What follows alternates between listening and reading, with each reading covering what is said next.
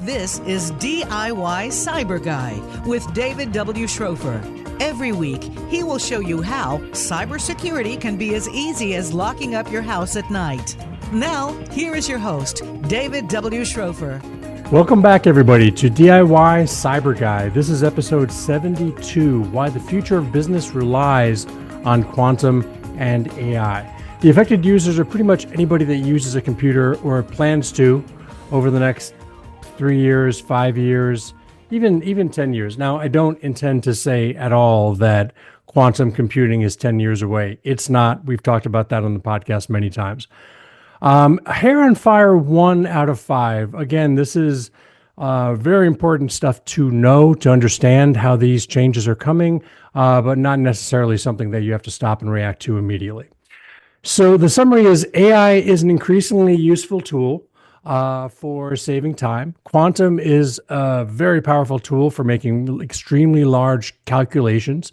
And I think everybody knows all those, and together, those two technologies really change the world. So as a listener of this podcast, we are covering topics around AI and quantum much more frequently. You probably know that. It took my next guest to make me realize that most AI examples that I've discussed in this podcast relate to business, and most of the quantum examples that I've given on this podcast relate to science and scientific breakthroughs. But are we ready to turn the corner to have both of these technologies change the world economically and not just scientifically? Here with me to discuss this today is Anders Indset. Anders is a Norwegian-born writer and a deep tech investor. He is a 4-time Spiegel best-selling author and has been recognized by Thinkers 50 as one of the most influential thinkers in technology. His latest book, The Viking Code, The Art and Science of Norwegian Success, was published by Wiley in October 2024. Welcome, Anders. David, thank you so much. Pleasure to be with you. Great to have you on the show. I love your perspective on these technologies and how they're changing everything. So let's start here. How do you think quantum is affecting business today? Yeah, I think that's a very good question. So there is actual business in quantum technologies today.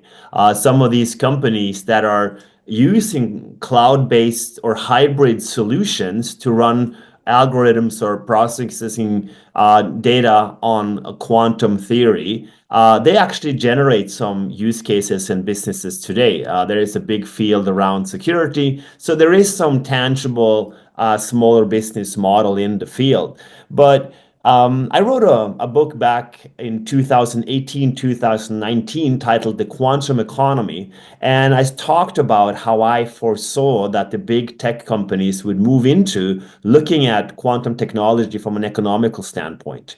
I outlined something back then that was very provoking to many scientists. And I said that in the future, Nobel lectorates will come out of corporates and not out of academia, which was not my intention to provoke, but it was simply showing that once the money moves into the corporate world, they will acquire the leading physicists and scientists, and they will be able to do the same work that they do within academia, but without any publications, justification, and long processes, because you're in that working environment.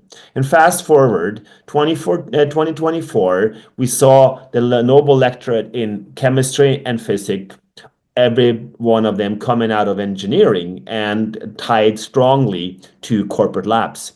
So what we have seen now, as we ended 2024 with a really big leap on the stock market in quantum technologies, was basically these players, Google with Willow, the chip, then Microsoft and also AWS, Amazon, coming out with a very, very, I would say, consumer-related communication strategy to say that quantum is the big thing. So there is a lot of things that is happening right now, and investors and also the media are looking at what is the actual implication of these technologies. And coming back to your question, if you relate that to AI, we have all been through this GBT moment and looked at large language models.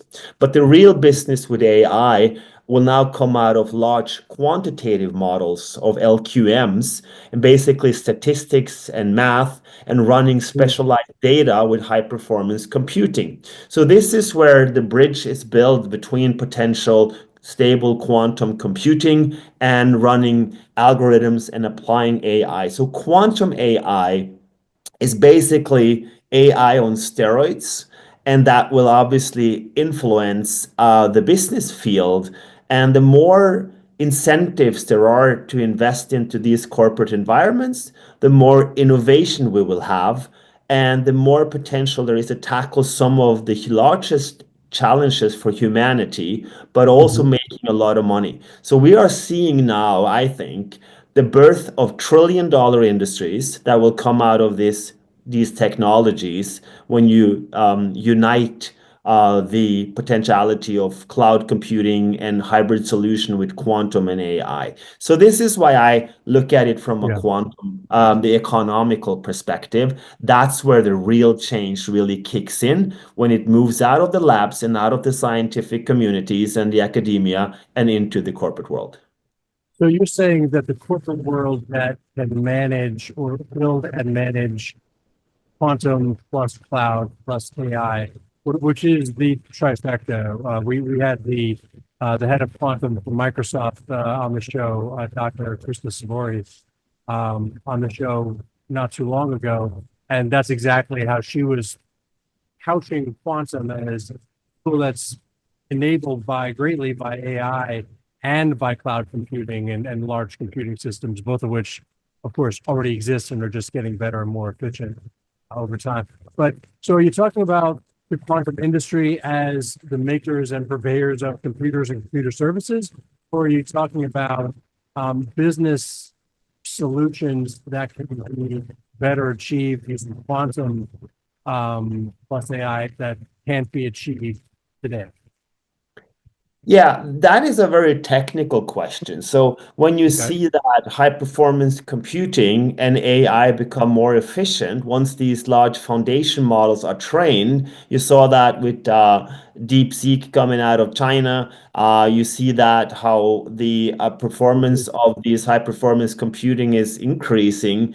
Quantum computing as a processing power is a special purpose machine, right? So the more bandwidth, the larger powerhouses, the more chips from NVIDIA and GPU you put into it, the more you scale on a conventional computer, and therefore they're very competitive.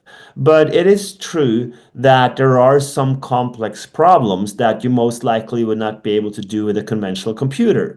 So yeah. I think what you will Predict the see. stock market, for example. Well, yeah, that's a low-hanging fruit, portfolio optimizations and Monte Carlo simulations and all of that. That's obviously something that investors will put a lot of money into. And where you do Yeah, that, you will drive innovation, you will find the incentive for change, and things will speed up. So Krista is a very good example, Krista Swara of Microsoft, on how, the scientific endeavor of Microsoft behind, pretty much behind the scene, behind curtains, behind locked doors, whatever. You didn't see Microsoft, and all of a sudden they come out with these news, with videos on YouTube that are more, looks like more like commercialized B2C marketing videos than it does like one of these scientific communications. So these are good examples of the change that we are seeing right now. And what could these things be? I mean, you could look at the material sciences and having applying AI with quantum and extend the periodic table and discover new materials and create batteries and find out more efficient way to do things. sure. And you could look at taking on diseases like cancer or Alzheimer and applying that. And what you see today is also already now that AI is actually supporting the progress in quantum computing. So we are seeing Hmm. that AI is applied to find new ways to build quantum computers, because there are probably like 7, 8 different promising fields that are being worked on, but it's not clear which one of those can scale a quantum computer that is, that produces less errors. So one of the biggest Yes. challenges now is, and people that have listened to a previous episode will probably know this, is the error correction. And here is where Yes. AI kicks in and helps on the error corrections, which helps quantum computers actually scale faster. So these are things that you are seeing that were, I would say, not even theoretically thought about just some years ago, and now they're already being a driver in order to speed up this transition into the quantum economy. Interesting. Interesting. So, Anders, you're an investor, and you've got a different, an interesting lens on the world because you're looking at some of these startups not as an abstract, 20,000 foot layer, but you're looking at the startups who are showing their business plans and their discoveries and their trajectories and what they think they can accomplish. Whether you name the company or not, is there any? Give me an example of a startup that you think is on the right track, on the right track in terms of maximizing what can be done with quantum in the world of business. Yeah, so let me just give that some substance in terms of how I see it. So I think that Okay. um, when we talk about creating some kind of social ecological market economy, basically extending human life on the planet and coping with the resources, I think Yes. the only solution to that is to upgrade capitalism. So first of all, the economy needs to function. If the operating system of the society, to me that is the economy, doesn't function, there is nothing to divide. So it becomes a fight for limited resources, and that's Mm-hmm. not a healthy state to be in. So it becomes more social if there's something to divide. And I think that, the ecological aspect, be it, in the biodiversity or tackling climate change, that will come out of rapid progress, and technology and billion or trillion dollar industries that will lead to a transition to a more environmental friendly way of producing energy, till example. So take a statement like drill baby drill will basically just speed up the focus on energy as a topic. That means more money will come in, and that will drive innovation. And at the end of the day, the most efficient way will win. And that is obviously the sun or some kind of fusion or some kind of new technologies, and not the old ones that we are Not using. the old ones. Fossil Exactly. fuels are So dead. coming back to that, so relating that to the question how I see it. So there is That's obviously, brilliant. yeah. So there is obviously a winner takes all almost market to have a quantum supremacy on having a breakthrough on a 1 million qubits or whatever to have a quantum computer. But a Right. quantum computer can only do that much without any software or middleware or applications on it. So you have a whole ecosystem of things that are being built and are being created. So in the near term, as an investor, you could look at companies that are building these type of tools, these type of ecosystems, and also applications and platforms where you can program and use quantum technology without having a quantum computer. So one company Mm. is Terra Quantum, a Swiss-based startup that has built a platform called TQ42, where they link it up and they are agnostic on the quantum computation and can work with multiple vendors, but you can use it, you can start to build on it.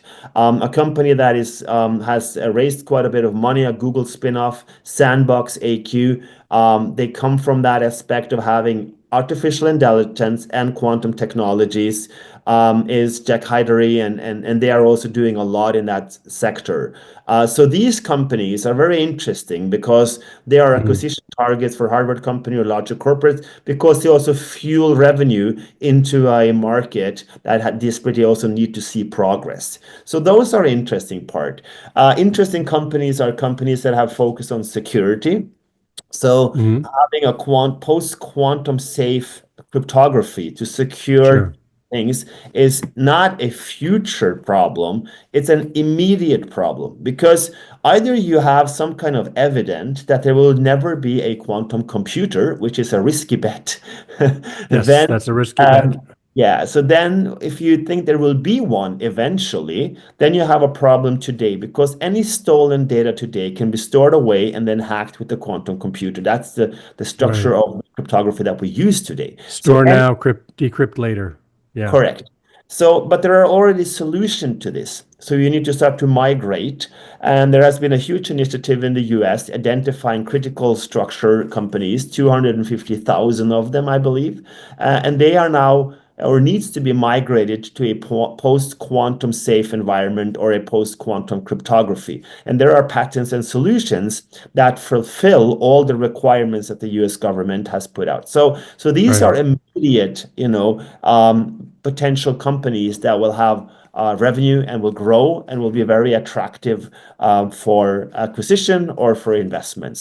And then, there are, I mean, a lot of these people just put in some investments as spin-offs in early stage and young companies and are now seeing profits all over the place. Some of these bigger companies are already at valuations at 3, 4, 5 billion, 10 billion. And so they have Wow. reached a pretty, high valued state compared to what they're generating on revenue, obviously. So there Right. is probably still a lot of upside to it, but finding a startup in the quantum space is not very simple. So there are like some single atom Sure. solutions and some technical parts that are interesting. There are technologies such as, applying specialized visionary thoughts on how to build computers in a different way that could, totally fail. But if they succeed, Yeah. the upside is crazy. So I What do you think, think about that?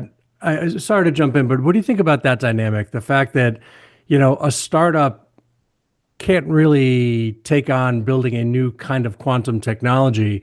It's really taking the resources of an IBM or a Google or a Microsoft to figure out a better way to build a better quantum computer with more qubits and more layering and get to the size and God help us, the error correction level that we can use it as a trusted, and trust the answers that it gives us. It's just too capital intensive for a startup to come up with something brand new unless it's unimaginably well funded, probably by one of those big corporations. Is that what you're seeing in the market? yeah, that's a very good assessment, I would say. If you look at Oxford Quantum, or also a company that I really enjoy and like, how the founder takes it on and how they built out of Finland with the German CEO, Jan Götz of IQM. These Mm-hmm. type of companies are governmentally backed and they are well funded. But you are Yeah. correct, are up against the giants. So as long as there is a belief that you want to build something on a national level, or you can get in on some structural scale capital by grouping that, that's the challenge that these companies have. But as long as you have substantial backing and you believe that you shouldn't be like dependent on one winner takes all scenario, you want to be in Yeah. the game, there is still potential for these companies to succeed.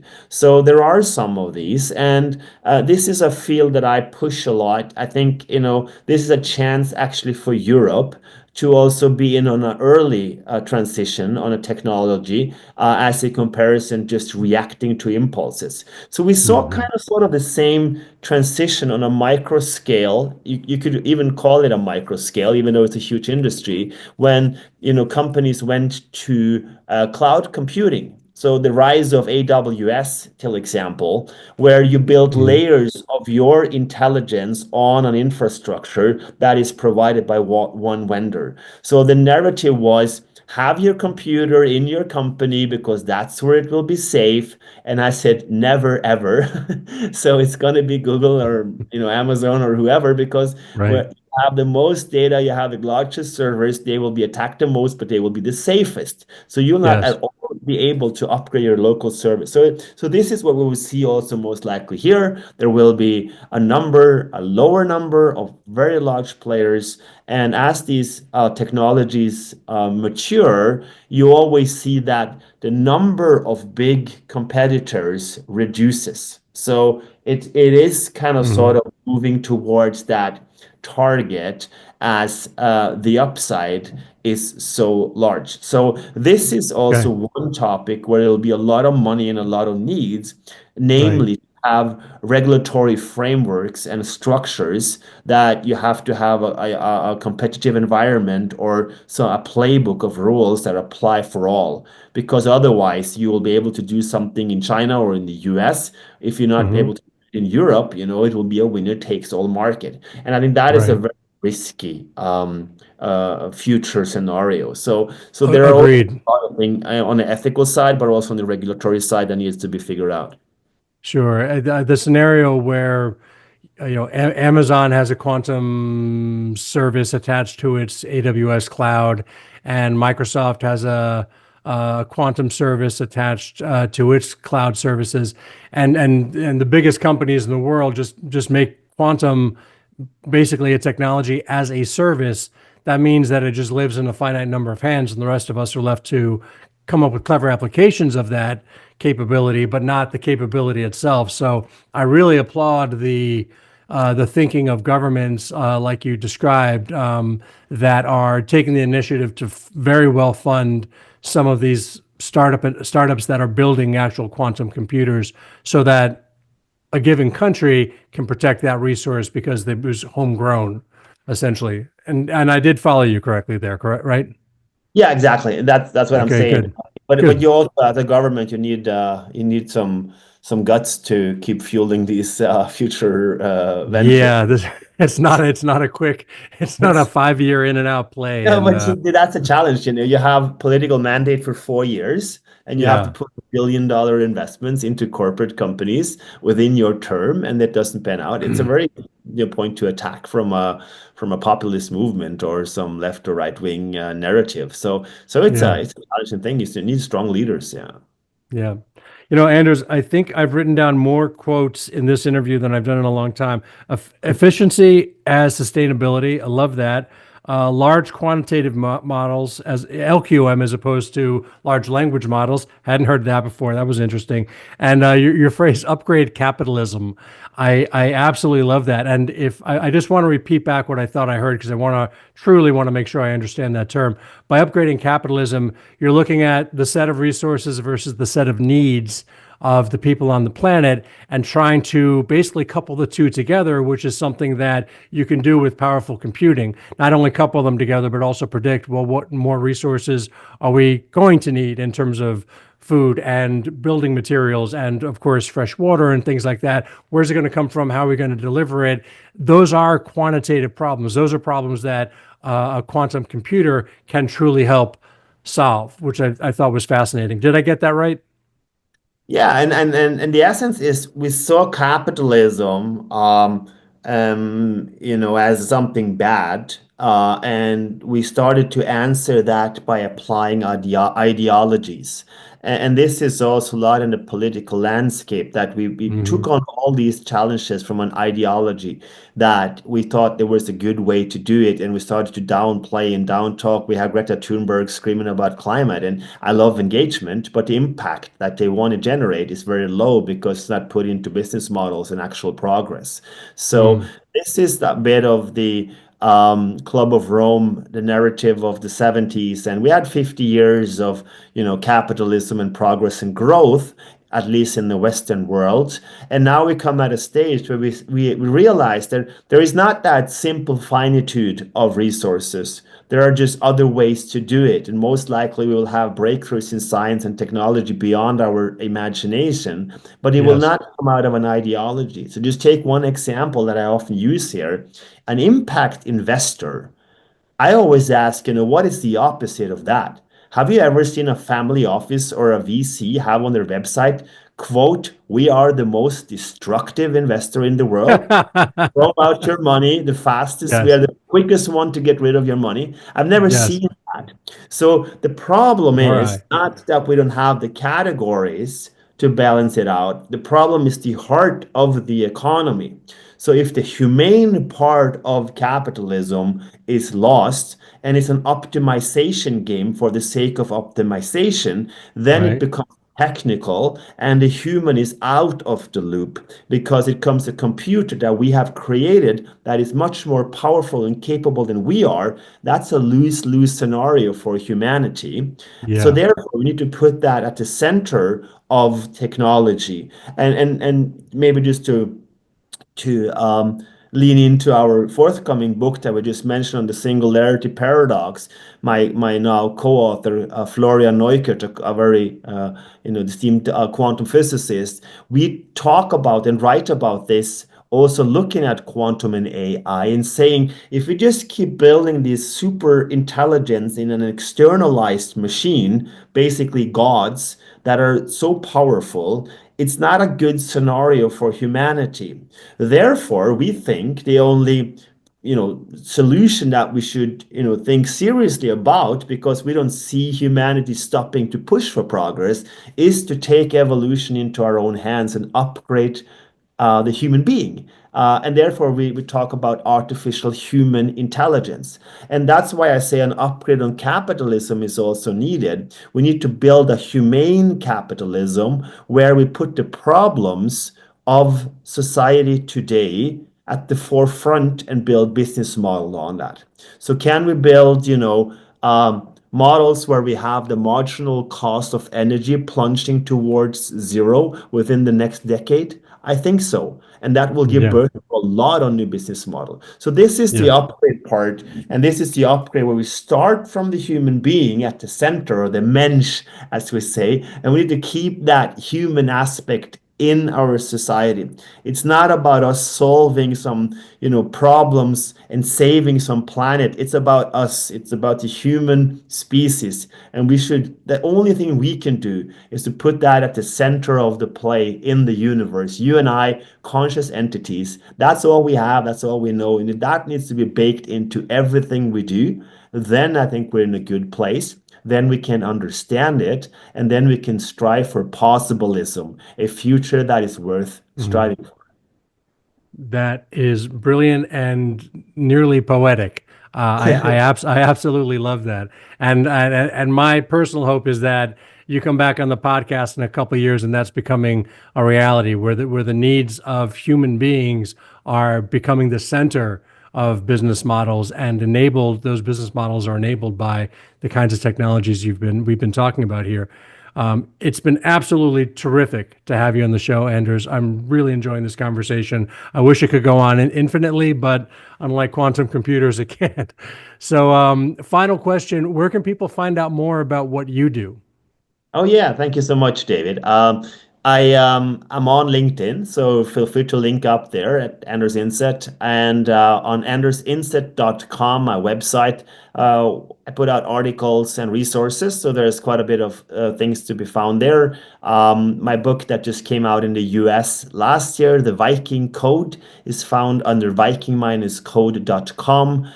We published a book on the simulation hypothesis, whether we are living in a simulation or not, titled Ex Machina. That's under exmachinathebook.com. And our That was forthcoming. December 2024 released, right?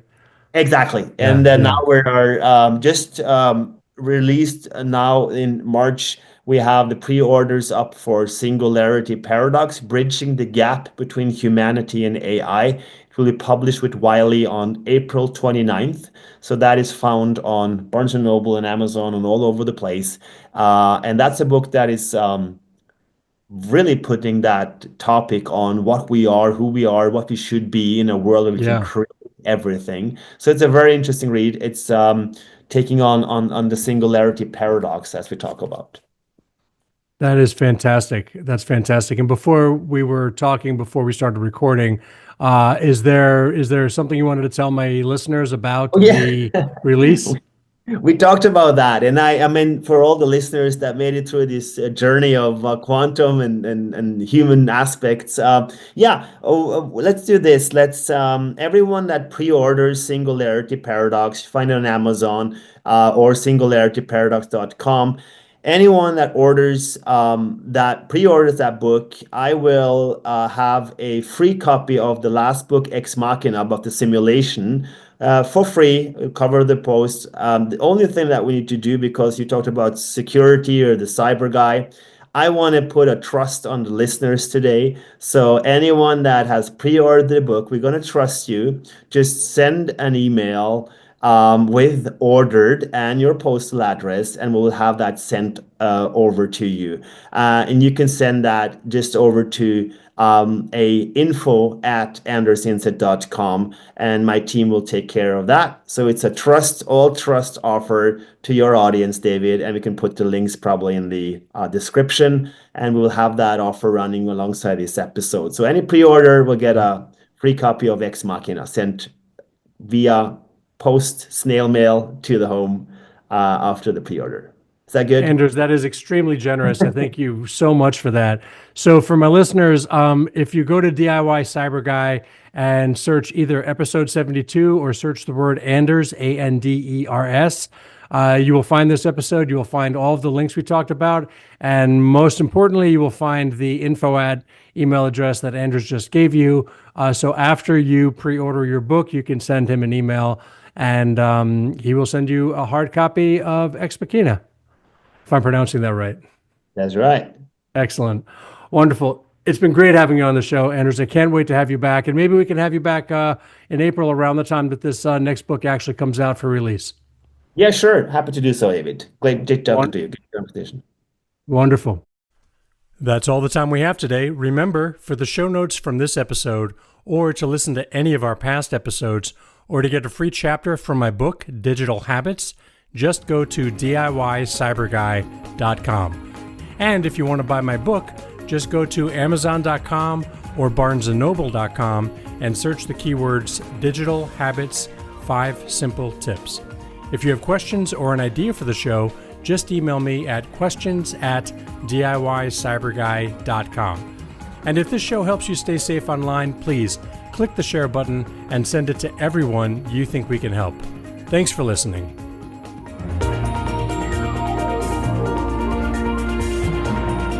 Thank you for listening to DIY Cyber Guy.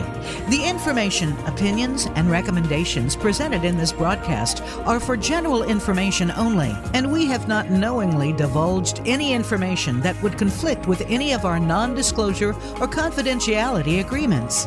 Enjoy the internet safely.